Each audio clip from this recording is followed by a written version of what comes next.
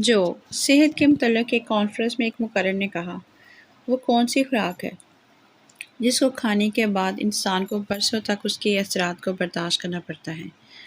तवील वक्फे के बाद एक बूढ़े आदमी ने कहा, जनाब, निकाह के शुमारे।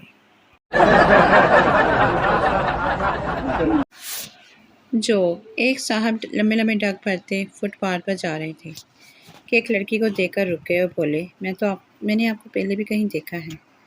लड़की ने जवाब दिया, ज़रूर देखा होगा, मैं पागल खाने की नर्स हूँ। जो एक साली अपने बहनोई के साथ ट्रेन में जा रही थी। रात को वो काफ़ी देर तक बहनोई को अपने किस्से सुनाती रही कि अचानक बहनोई ने पूछा, क्या ख्याल है, आज रात हम दोनों मियाँ बीवी की तरह गुजारें? साली शर्माते हुए बोली, जी जैसी आपकी मर्जी। बहनोई, चलो तो फिर अपनी बक बक बंद कर दो और मुझे सोने दो। जो लड़का, मैं कल तुम्हारे घर गया था, लगता है हमारी शादी नहीं हो सकती। लड़की, क्यों, पापा से मिले थे क्या?